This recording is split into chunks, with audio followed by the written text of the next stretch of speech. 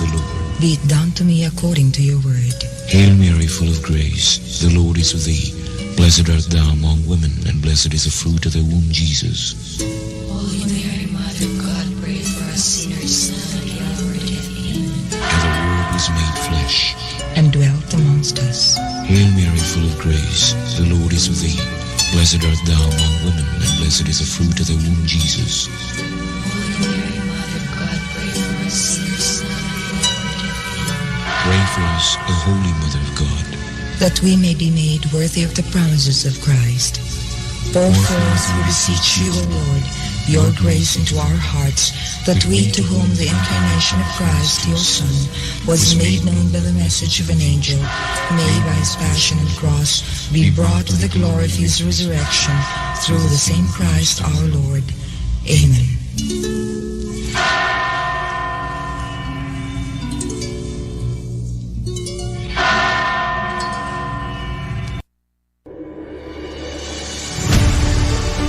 Kini ang simbianan sa RPN, Radio Philippines Network, DXKS, DXKS, 1080, ang inyong Radio Ronda, 5,000 watts, nagsimbiya sa ikatulong andana sa UFCO Lim Building, Borromeo Street, Dakbayan sa Surigao. RPN, Radio Philippines Network, DXKS 1080, ang inyong Radio Ronda.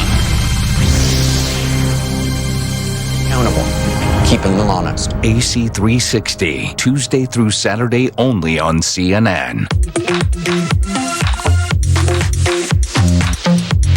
We're back. Hell yeah! I take it very, very seriously. This week on Hollywood Express. F9 is already a record breaker.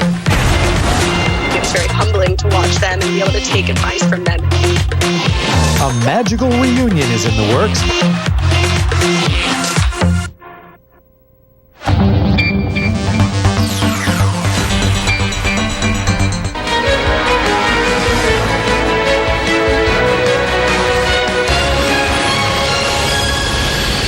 This is Newsnight, where we go above and beyond the headlines. I'm Pia Ontiveros. Tonight on the program, President-elect Bongbong Marcos' team meets with Public Works and National Museum officials to discuss Inauguration Day as police ramp up security measures.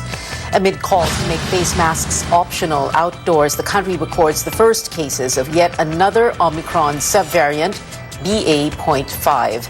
And the Boston Celtics draw first blood in Game 1 of the NBA Finals against the Golden State Warriors.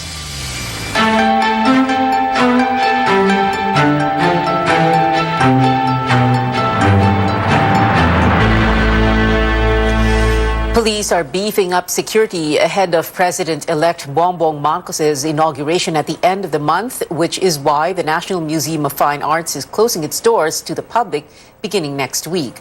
Our Tristan Odalo reports.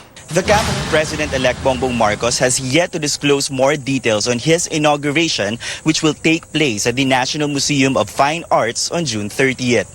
What we know so far is that the Marcos team has met with the Public Works Department and museum officials on Friday to discuss inauguration scenarios.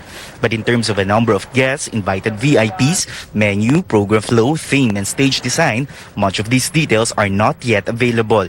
The Marcos camp is keeping the tradition. Supreme Court Chief Justice Alexander Gesmundo will administer the oath to the President-elect. Gesmundo says he has yet to receive a formal invitation. There are no invitation as of right now, or very little information. Of course, the people who have to be there are already informed that they will have to be there. The National Museum says it is honored to host the oath-taking of the country's 17th president. The Museum of Fine Arts will be temporarily closed from June 6 to July 4th. Now that there's a venue, the Philippine National Police are also beefing up security measures. Nag-create na rin po ng task force ang PNP sa pangunguna po ng ating OIC, at meron po tayong Security Task Group Manila at Security Task Group Davao na siyang mangunguna po sa paglalatag po ng seguridad. Sa ngayon, ma'am, wala po tayong nare-receive na any serious threat dito po sa Manila at pa rin po dun sa Davao. Protests will also be allowed, but groups should secure permits first. The National Museum of Fine Arts is also known as the Old Legislative Building, which is also a sentimental favorite of the incoming president. 3 former presidents also took their oaths here: Manuel Quezon, Jose P. Laurel, and Manuel Rojas, respectively. Tristan Nodalo, CNN Philippines. The PNP adds beyond securing the area against possible threats and protests, it will also manage traffic on nearby roads. Now on to transition talks. Vice President Leni Robredo meets the transition team of Vice President-elect Sara Duterte. The Davao City Mayor's team visited Robredo's offices in Quezon City earlier today. Robredo told the group she's ready to offer assistance and guidance for a smooth transition. Officials from the Office of the Vice President gave Mayor Duterte's team a tour of the reception house where Robredo's office is located, as well as Ben Hor Building, which houses the OVP's administrative units. The visit comes after the transition teams of the outgoing and incoming vice presidents met virtually on Wednesday. Now, as the 18th Congress comes to a close, what life awaits 8 senators whose terms end on June 30th? Amor Santos has that story. Veteran lawmaker Franklin Drilon brought colleagues to tears as he bid goodbye to the institution he has served for more than 2 decades. There is a time for everything. A time to work and a time to rest. And after being in public life for more than 35 years, I am stepping back to my private space. Still, Drilon offers his expertise whenever he could be of help. Senate President Tito Soto is going back to his first love. He tells CNN Philippines he's putting back up his recording studio. Soto shared an artist and a politician do have some common ground. Both of them must be able to discern the tempo of the times. Both must know the pulse of the people. And finally, both the musician and the politician must understand that their work becomes meaningful only when it redounds to the common good. From National Police Chief to lawmaker, Senator Ping Lacson also caps off 5 decades of public service. Yes, I'm finally going home and allow the evolution of our country's long line of legislators to take its course. On social media, a glimpse of Lacson's civilian life. He asked fellow outgoing Senator Kiko Pangilinan about farming peppercorns. After advocating for farmers' rights, Pangilinan now has more time for groundwork. Also, no rest for Senator Richard Gordon, who will continue to lead the Philippine Red Cross, and Senator Manny Pacquiao, who says with or without a government post, he will not stop helping the poor. It's see you again for Senator Ralph Recto, who will return to Congress as Batangas representative. See you all in BICAM. Meanwhile, there appears to be light at the end of the tunnel for detained Senator Laila de Lima. As former accusers changed their tune, calls for her release grew louder. Mr. President-elect, free Laila. Praises poured in for the graduating senators. Colleagues say the Senate will never be the same, but the legislative work must go on.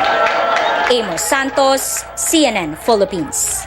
Senator-elect J.V. Ejercito is seeking a dialogue with President Rodrigo Duterte to suspend the premium hike of state insurer PhilHealth. Ejercito says PhilHealth should hold off raising the contribution rate from 3 to 4% amid the pandemic.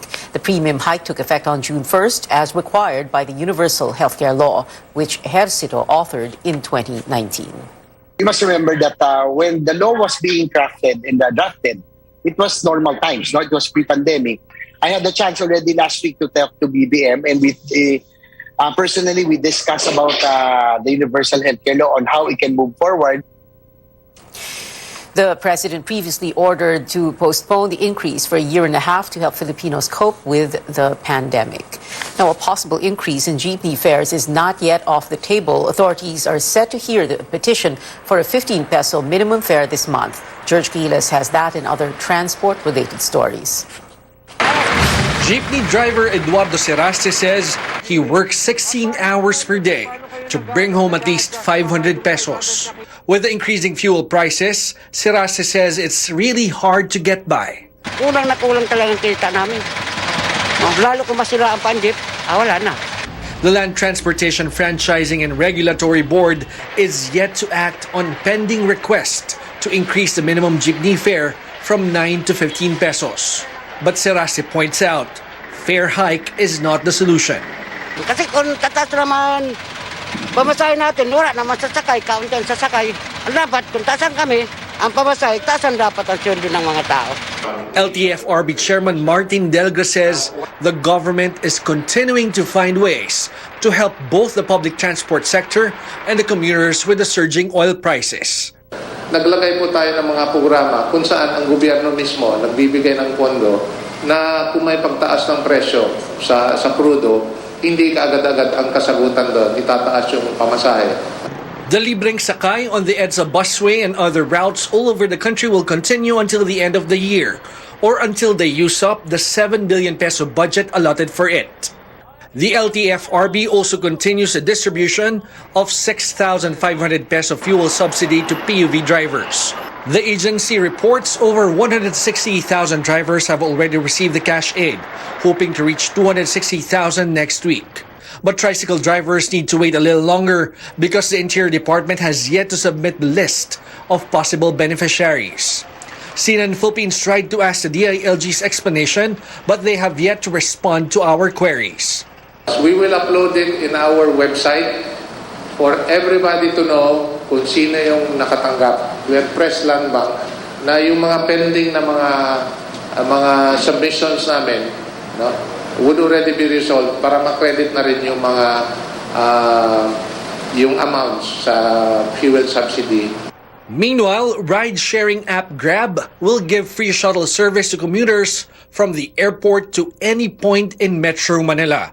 It says just go to the Grab booth at the Ninoy Aquino International Airport, Terminals 2 and 3. That's from June 15 to 30 from 8 to 11 p.m. George Cahiles, CNN Philippines. Coming up, yet another Omicron subvariant has been detected in the country. The two cases have no travel history. And Russia's war in Ukraine now hitting closer to home with the price of bread about to rise. Details right here on CNN Philippines.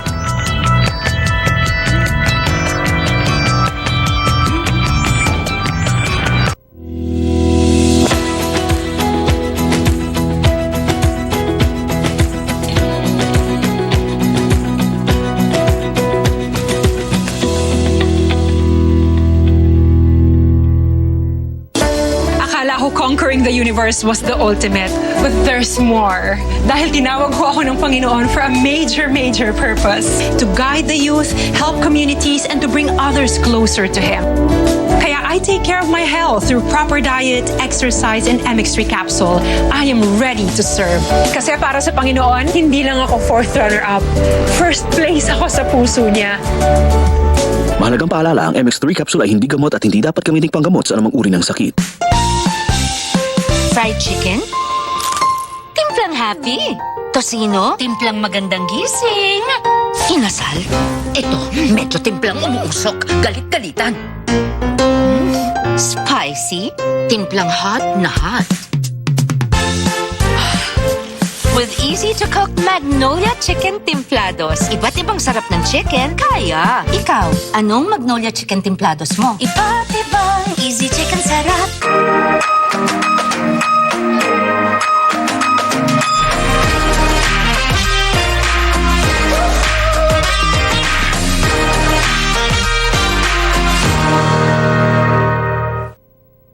Land Bank has always believed that in this country, we have to dream big.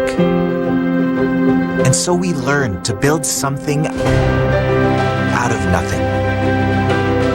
Improving the quality of life for our people so that we can keep in step with a brave new world and make our big dreams come true.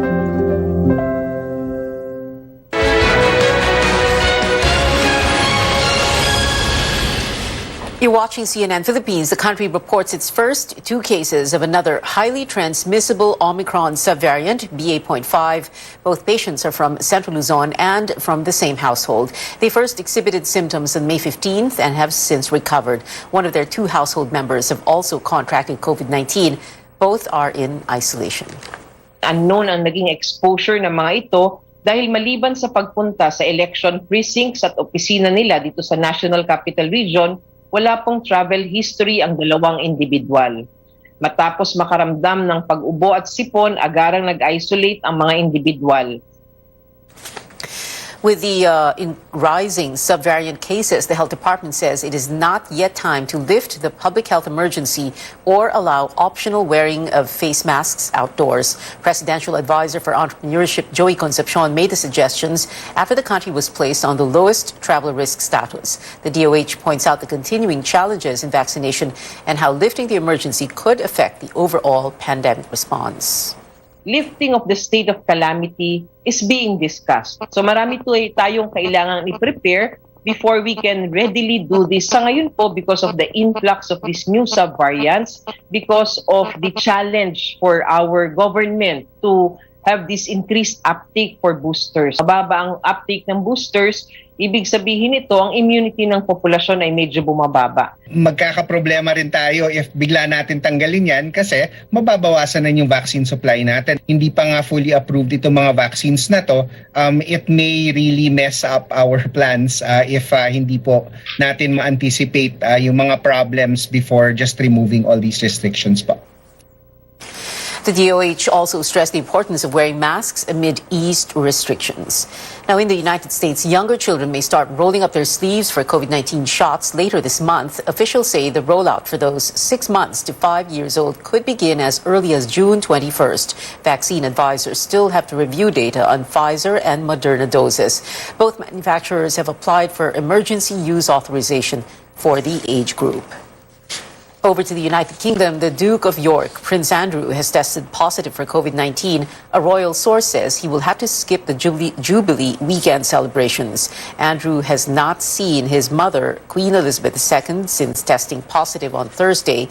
He was expected to join his family on Friday for a Thanksgiving service for the Queen, who has celebrated 70 years on the throne. The 96-year-old Queen pulled out from the service after experiencing discomfort on the first day of festivities.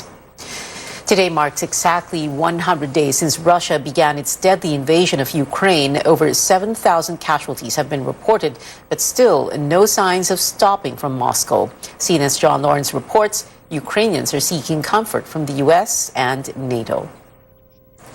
Ukrainian President Volodymyr Zelensky, in an address Thursday, thanked the U.S. for sending high-mobility artillery rocket systems to his country, saying they will, quote, help save the lives of our people and protect our land. President Biden's goal, the whole U.S. government's goal, Congress's goal, is to support Ukraine and help Ukraine ultimately prevail.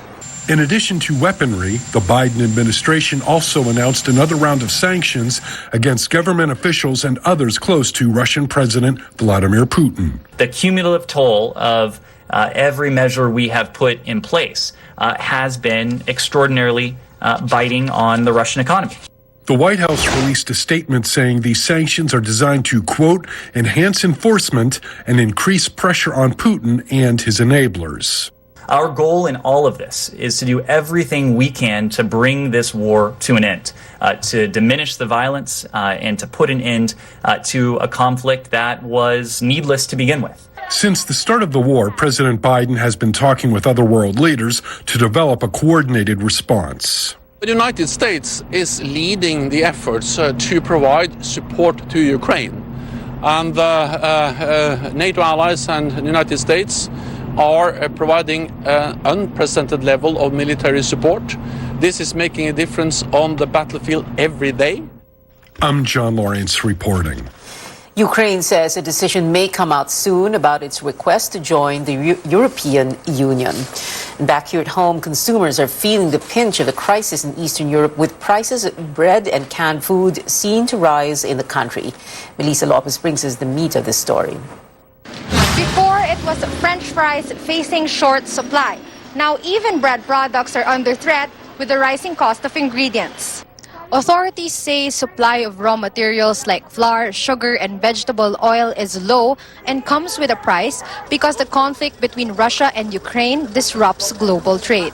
The Agriculture Department says 16 countries have stopped selling goods to Manila for their own consumption. Bakeries feel the pinch. Sakit sa ulo yan kasi kahit gusto namin itaas ang presyo ng pandesal at tinapay, hindi pwede. Imbes sa 10 bilhin ng pamilya, bakit 5 na lang bibili ng isang pamilya na tinapay? Kawawa naman. Pareho din, babaksak din ang benta namin. Kinain na ni pandemya ang kaunting naipon namin. Pagkatapos ngayon, kung hindi kami mauunawaan sa pagpapalit ng price tag ng aming mga produktong binebenta, mahirap-hirap ito sa industriya ng aming pagtitinapay.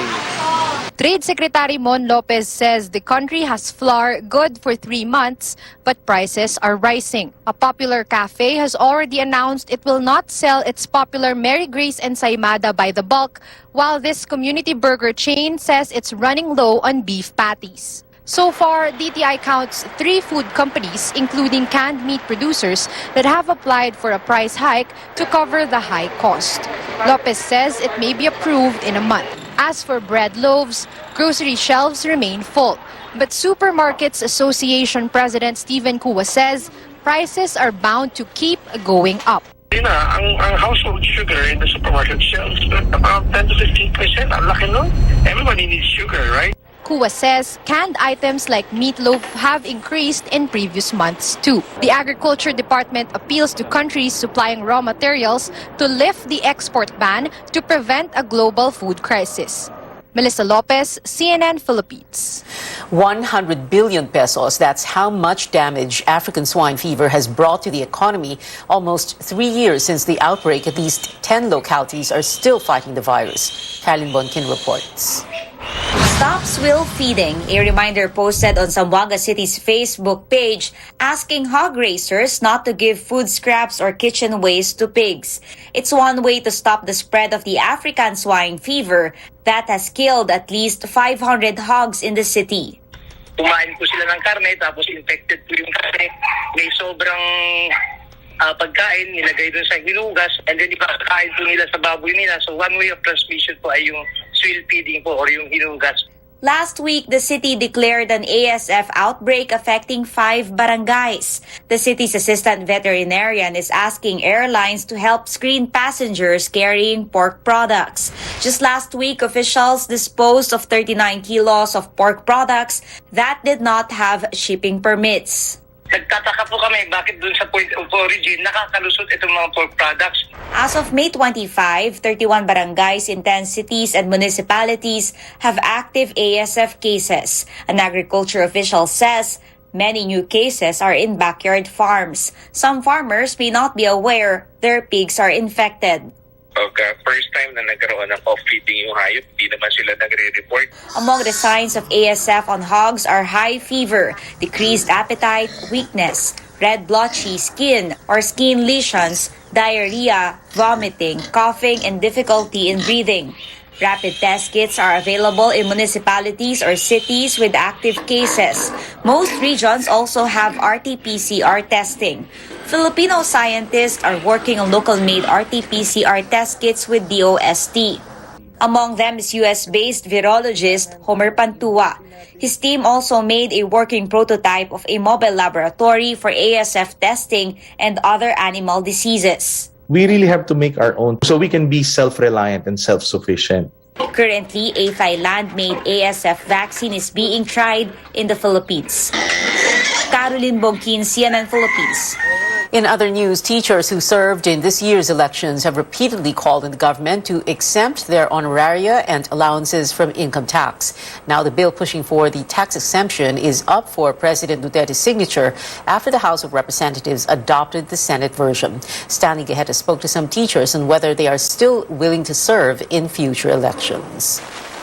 Grade 10 teacher Romaldo Gamilla has served in 5 elections, being a Department of Education supervisor. And he has enjoyed full honorarium each time. Itong BIR ay biglang nagpataw ng 20% tax na base sa kasaysayan at karanasan, wala namang tax ang election honoraria. Mabigat ang 20% kasi sa dami ng naging trabaho ng BEI at ng mga DESO na sumobra kami sa 24 hours. Meanwhile, grade 3 teacher Remedios Perez chose not serve in the recent election, saying she prioritized her safety amid the pandemic. 5% before tolerable ba? Maaari, sir, kasi hindi namin masyado yung napansin. Pero yung pagdating ng 20% na tax ngayon, iba. Kasi malaki talaga ang nabawas. The Finance Department earlier said the proposed tax exemption runs contrary to the principles of train law to make the taxation system more useful and efficient. We believe ito ay napadala na sa Malacanang for signature. Malaking aluan po ito sa ating mga guro at mga poll workers na nagsilbi noong nakaraang halalan. Malaking tutulong ito sa mga guro dahil sa mga tinatanggap nilang honoraria at saka mga allowances ay magkakaroon sila ng mas buo na matatanggap. Some teachers now say they have reservations about serving in future elections. They are also urging outgoing President Rodrigo Duterte to increase the salary of teachers before he leaves office. Makakabawi siya sa guro na pinangakuan niya ng mataas na sweldo nung unang buwan pa niya ng pag-upo. Pero hindi naman niya kami tinaasan. Dumaan lang sa salary standardization law. But the Education Department says there are substitutes should teachers decline to serve in the next election. So, kung wala naman pong guro magpo-volunteer, marami po tayong pwede pang humalilis ayon sa batas. Pwede po ang mga private school teachers, pwede po ang mga government employees. Stanley Gaete, CNN Philippines. Straight ahead, King James proves yet again that he's not just a king on the hard court. Plus, some of OPM's hottest artists are coming together on one stage. Stay tuned to Newsnight, where we go above and beyond the headlines.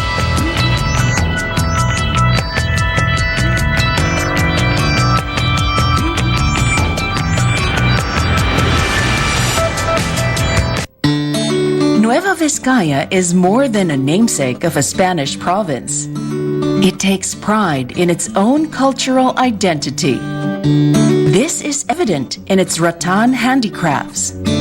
Mula pa noong 1990s, kilala na ang Santa Fe sa pinakamagaling gumawa ng rattan handicraft sa buong Region 2.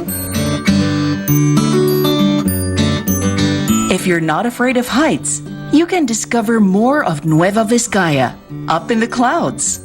You don't have to travel the world. You don't have to go so far to have a different experience, a bucket list experience. Come, touch the skies in Nueva Vizcaya and experience something different that you can hold on for a lifetime. Satisfy your sweet tooth with Nueva Vizcaya's tasty dessert, Dagway Jam. Pinasis namin siya as one way of providing income for the community, at the same time providing employment for our women in the community. Another piece of Nueva Vizcaya you can take home with you are the munchy mushroom chips. Masasabi po namin na all natural ang pagproseso namin dito sa aming mushroom farm. Wala po kaming hinahalo na pestisidyo o kahit na ano pa man na magiging threat sa kalusugan ng mga tao. Malaking tulong po ang pagkakaroon ng magagandang kalsada para sa negosyante na katulad namin. Dahil napapaikli nito ang oras at distansya per rehiyon. Kapag po nagde-deliver kami sa ibang lugar, nagiging safe po ang pagde-deliver namin. With its delicious treats, craftsmanship, and adventure spots, Nueva Vizcaya is more than just a transit place. It's worth calling an exhilarating destination.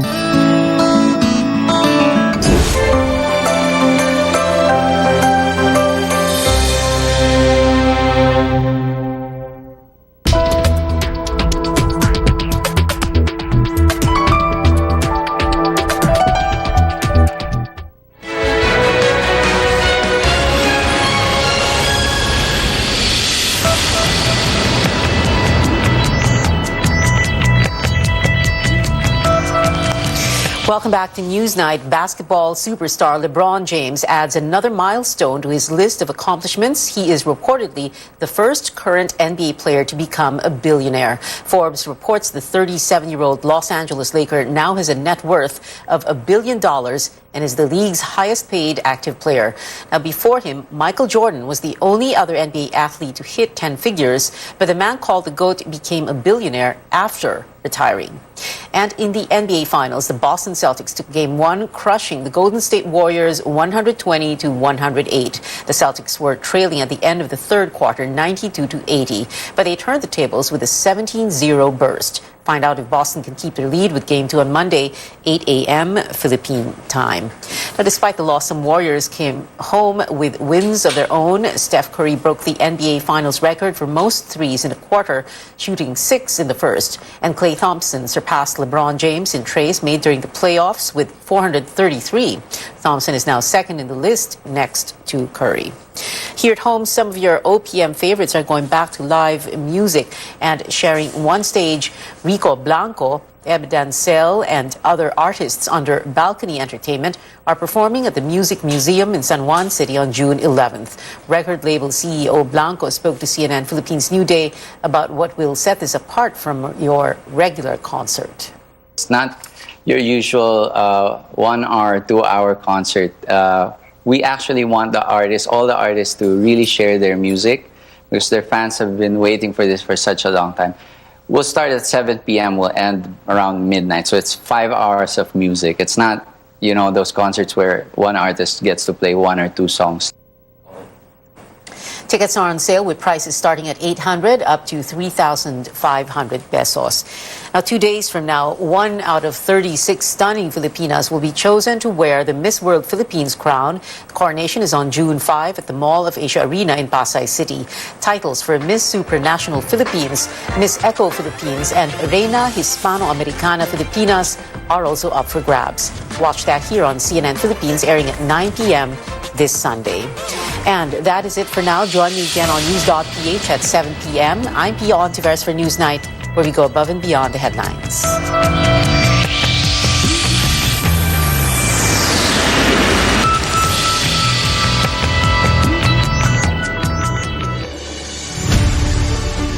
Kini ang simbianan sa RPN, Radio Philippines Network, DXKS. DXKS 1080 ang inyong Radio Ronda. 5,000 watts nagsimbya sa ikatulong andana sa UFCO Lim Building, Borromeo Street, Dakbayan sa Surigao. RPN Radio Philippines Network, DXKS 1080 ang inyong Radio Ronda.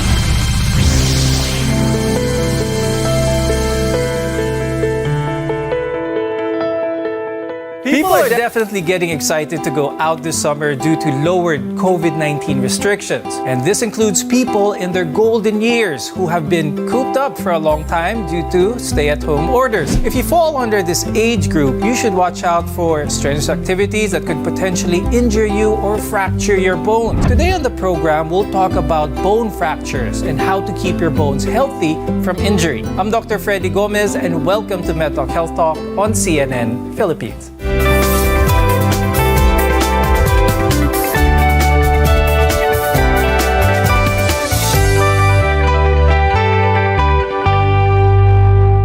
Our guests are here today to talk about preventing falls and related fractures. With us is Dr. Carmelo Braganza.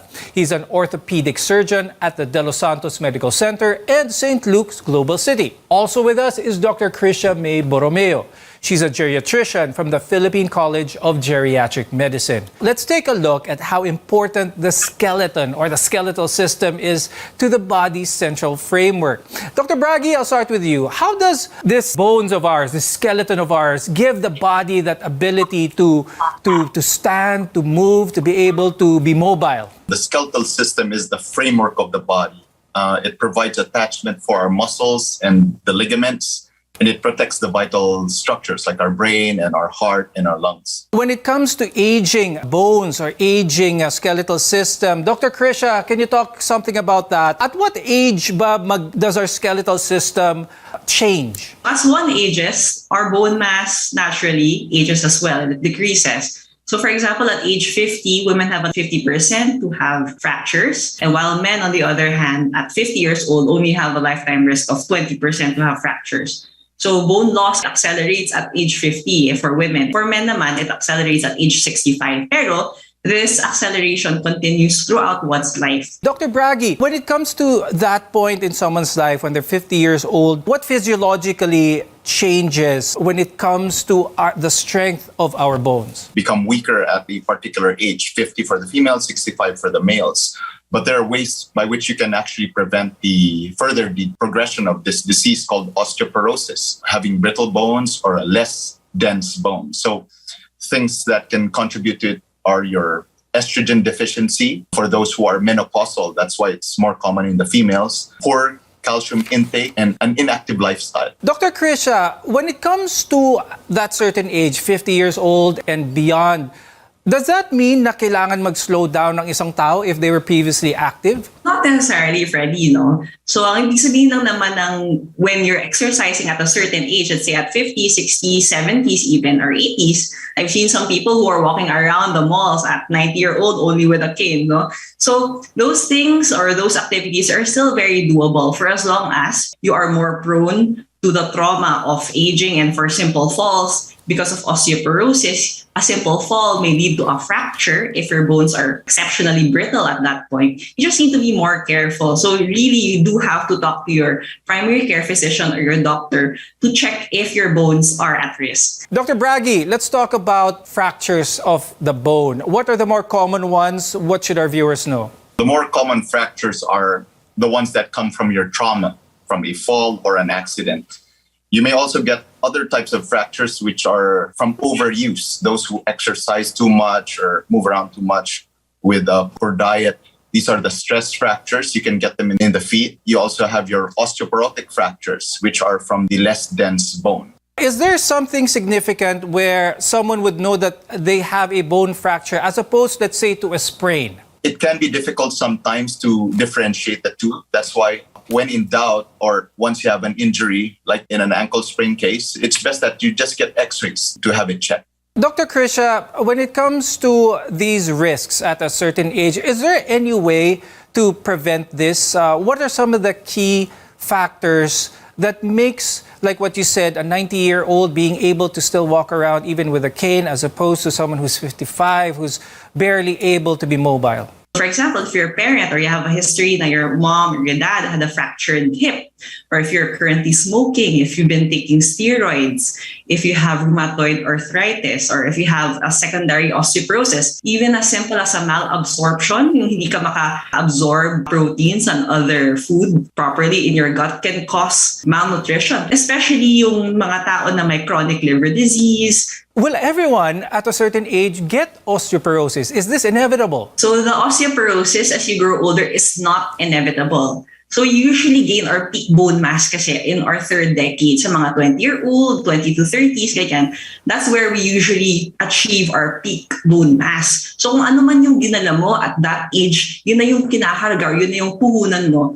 for the rest of your life. It's not mean to say that if you do not exercise at your 20s or your 30s, you are doomed to have osteoporosis. There are multiple factors that contribute to having weak or brittle bones. Very simple signs lang to know that maybe you might have had a fracture before is if, for example, people might shrink maybe a couple centimeters or an inch from their usual height, maybe kasi may compression fracture na yung vertebra, yung spine nila. That might be a subtle clue or indication for you to seek professional help. A common question is this a lifetime condition? If I was diagnosed with osteoporosis, is that pretty much it for the rest of my life? Can this be treated? Can this be reversed? Prevention is always important. So reaching that peak bone mass by your third decade of life is very important.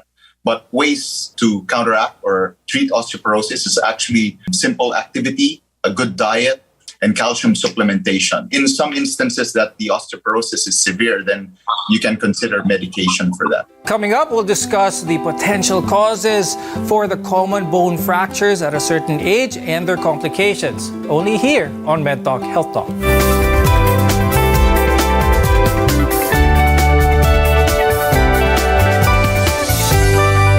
SMC, San Miguel Corporation.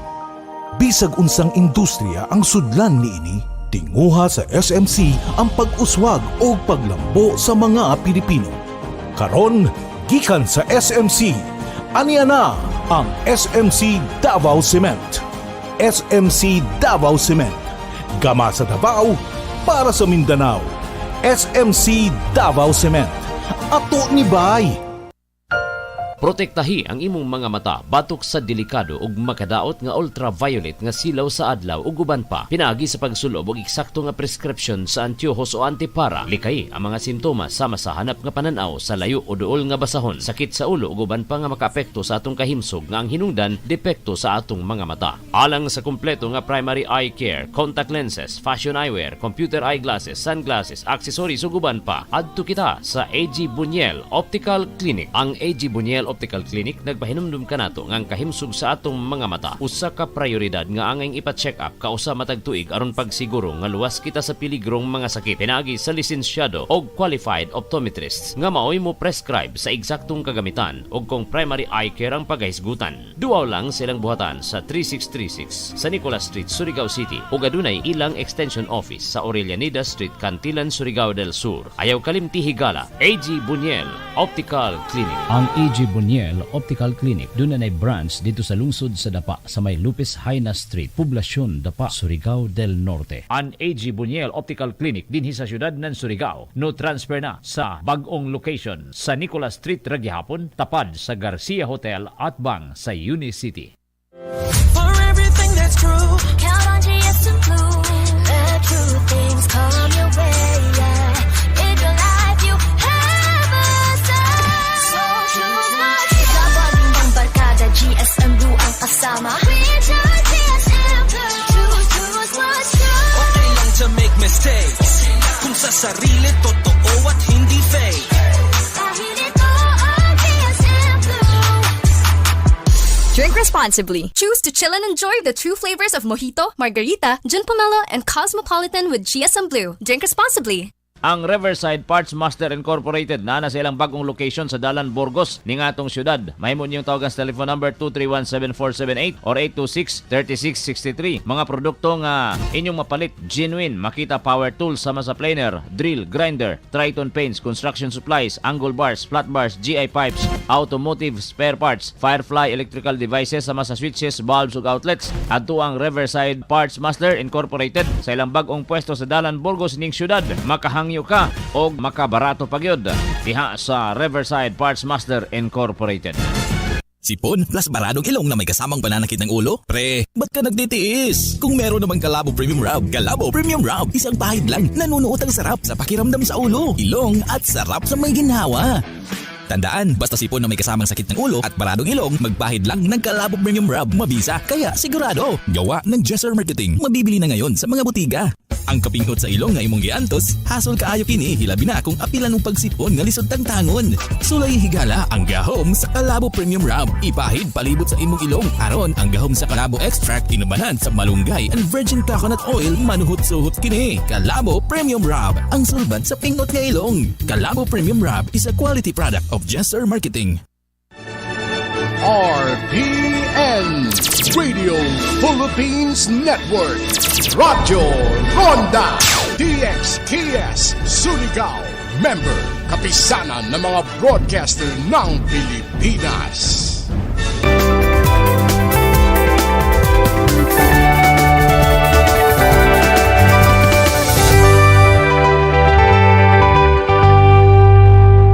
I'm Dr. Freddy Gomez and welcome back to MedTalk Health Talk, where caring is our calling. Another important part of our skeletal system is our joints, and they're made up of cartilage. They help connect your bones together, which helps in a person's movement. And as we grow older, though, the cartilage in our joints go through some wear and tear, causing the bones to painfully grind on each other. This condition is called osteoarthritis. Dr. Bragi, how common is osteoarthritis among older individuals, and how do we know if we have it? It's very common, Freddie. You can see it a lot in our older patients who have deformities in their knee. The way they walk, sometimes they limp. So it's very evident, and it's one of the most common complaints that we have in our elderly patients. So one thing that can really help them is actually your exercise and increased activity levels, because when we activate the muscles around the joints, especially the knee joint, it can help prevent the discomfort they feel. What are some of the factors that contribute to someone developing osteoarthritis? Is this preventable? Is this mostly genetic? Porosis is the porosity or the density of the bones. Yung arthritis naman, joints yan sa kasukasuan. So pag pinag-uusapan na natin yung kasukasuan or yung joints, the risk factors are age, like the osteoporosis, age, usually exponential increase at 50 years of age and older. So middle-aged adults kasi they're equally affected. After 55-year-old, we see more women in the clinics complaining of sakit ng balakang, masakit yung tuhod nila, ganyan. Aside from age, obesity, yung pagkakababa ng isang tao, pagkakalaki ng isang tao, talagang nakadagdag ng strain. Aside from the growth ng mga body markers ng obesity by itself can add to the problem of osteoarthritis. Genetic susceptibility is also one reason. Kaya people are looking into genetic susceptibility, that if your parents had osteoarthritis or you grew to as well, so may genes po yan. It is can be an inherited thing. And certain occupations, for example, are farmers, for example, or construction workers, na akibaba ng tuhod nila, akibaba ng bewang nila yan. Yung mga pro-athletes who run miles and miles. Yan po. So, yung mga certain conditions or certain activities that we do or occupation that we do can be disposed to osteoarthritis. Now, Dr. Bragi, for people who are diagnosed with osteoarthritis, are they also more prone to bone fractures as those with osteoporosis? How does this happen? With osteoarthritis, this particular type of arthritis, it has some thickening of your bone in certain portions. So you're not actually prone to fractures because of the osteoarthritis, but I would say it's a risk factor because if you have pain in your particular joint, the thing that can happen is you have pain and you can get into an accident. You can trip, or since you're avoiding weight on that affected extremity, you can lose your balance and fall. So more prone to falling. At a certain age, with average activity level, not doing anything risky, what is the most common injuries in terms of fractures do we see in the older population? So hip fractures are the ones who usually land in our ERs. Sila po yung nadadala sa ER kasi nadala si Lola, nag-type na siya sa CR. Hip fractures account for a lot of the ER consults in the elderly. Sometimes kasi yung mga compression fractures ng vertebra, konting nag-shrink po lang kayo or medyo kumuba. Medyo silent compression fracture na po yun. Pero hip fractures, it's undoubtedly kasi hindi ka makalakad eh. Usually hip fractures, some people do have compression fractures of the spine, especially yung older people. Sometimes for fragility fractures or fractures na normally hindi mo dapat aasahan na magka-fracture, nahulog lang siya from a standing height, from a sitting height, from a lying down position. Tapos, bakit na-fracture na?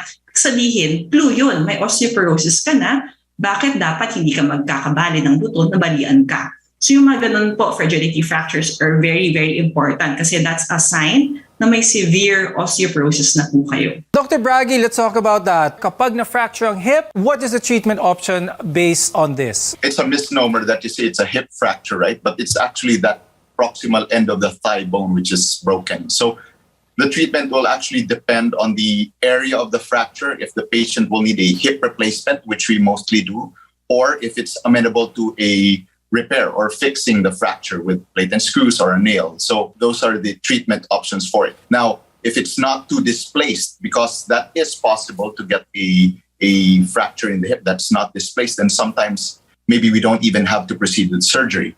But I cannot overemphasize some of the things that Dr. Akrisha said a while ago regarding the complications associated with a hip fracture, because those are the things that can lead to increased morbidity and actually death. No? So you can get your bed sores, pneumonia. Our patients have altered sleep-wake cycles. They have lack of appetite, even depression. So that's why we want to address these hip fractures as soon as possible. Dr. Bragi, what's the most important factor here in determining whether this patient with a hip fracture is eligible for surgery or not? Yeah, as much as possible, your patient should be medically fit to undergo a procedure, right? So either way, if your patient proceeds with surgery or does not, then at least have some exercise for them while they are lying down. Because the reason you want to do the surgery for your patient is so they can be mobile and try to do the things that they used to do, even if it's just simply going around in the house. Because you have different patients, right, that they just stay in their house. You have your community ambulators. You even have patients who do marathons and run. So what we want to do with the surgery is actually bring them back to their pre-morbid level. We'll discuss how to prevent injuries to your bones and how to keep them strong and healthy after a short break. Your care is our mission here on MedTalk Health Talk. We'll be right back.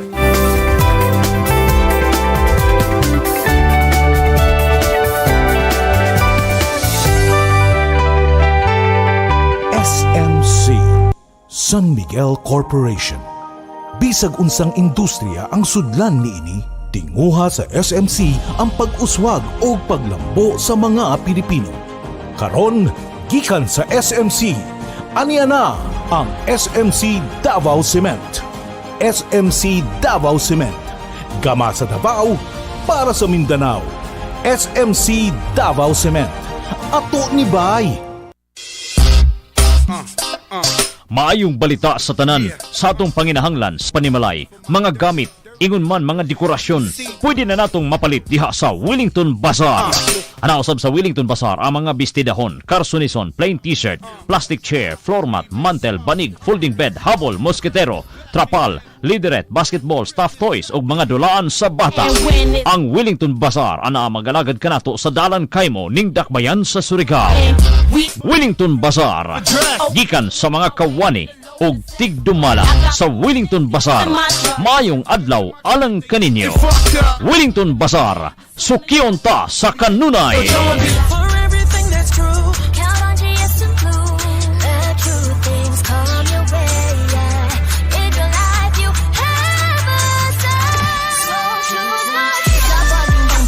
GSM Blue ang kasama.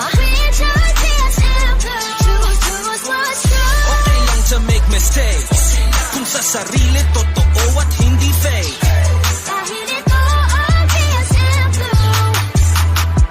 Drink responsibly. Choose to chill and enjoy the true flavors of Mojito, Margarita, Gin Pomelo, and Cosmopolitan with GSM Blue. Drink responsibly. Uy, Day! Naunsa man ka, Day? Day, kanang glisod na mga kakita, Day. Uy! Sus, naunsa ba ka? Uy nga, katong ni aging bulan. Okay pa man ka? Naunsa di karon? Laot siguro ni sisingunit aning cellphone ka ng si computer, Day. Da, mo lagi na akong ingon ba? Uy, Day, nakoy balita para sa imuha. Gamit og Lutein Plus, uy! Lutein Plus? Oo, tungod ang Lutein Plus, Day, doon na kini 13 ka-ingredients. Hindi lang kini para sa mata, kundi sa imuhang tibuok lawas. Nga maka-assist po sa imuhang anxiety o depression. Ang Lutein Plus o sa ka-award-winning brand nga gikan pa sa New Zealand. The award-winning supplements from Clean Green, New Zealand Omega Plus support sa heart and blood system. Ang Lutein Plus ay 13 ka mga ingredients lakip ng vitamins A and C. Dili lamang kung maradyaw sa itong pananaw, nagsuporta sa bini sa ato yung tirulawas ning panahon nga jari kita kuman sa COVID-19 pandemic. Kinahanglan magpabilin kitang himsog inom sa Lutein Plus, Omega Plus and Primrose Plus Soft Gel. Inintanan available sa New Family Drug, Palma Drug sa Aquarian Pharmacy. Kalabo with garlic plus lemongrass and turmeric. Maayo kini alang sa mga naganto sa high blood. Kung perming kasakit ang imong tangkugo, kung masobraan ka og kaon sa mga lami ang pagkaon, basig ning tukar na ang imong high blood. Pagtumar higala og kalabo with garlic plus lemongrass and turmeric. Usa ka capsule bago mo gaon aron siguradong protektado kang kanunay. Kalabo with garlic plus lemongrass and turmeric. Masaligan og siguradong epektibo batok sa high blood. Kalabo with garlic plus lemongrass and turmeric. Kalabo with garlic plus lemongrass and turmeric is a quality product of Jesser Marketing. RPN Radio Philippines Network. Radyo Ronda DXKS Surigao. Member, kapisanan ng mga broadcaster ng Pilipinas.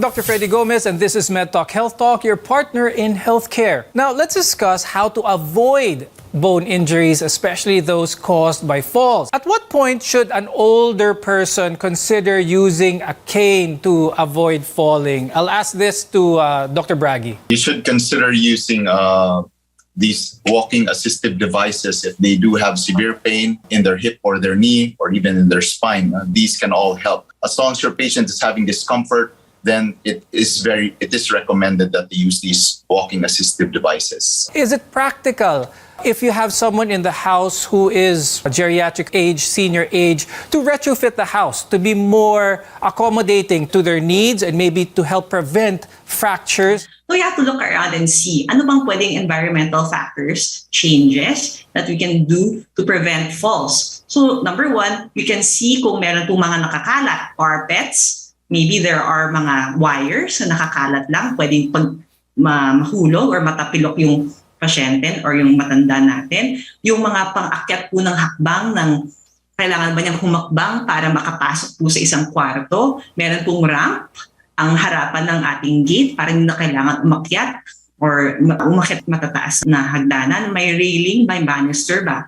Especially sa CR, ang dami na po nating mga narinig na horror stories na okay this day pero dahil nadulas sa CR kanina, meron po tayong mga fractures na nai-incur. Dr. Bragi, do you have any tips for us on how to prevent bone injuries in general? One thing that can really help is actually just simple exercise.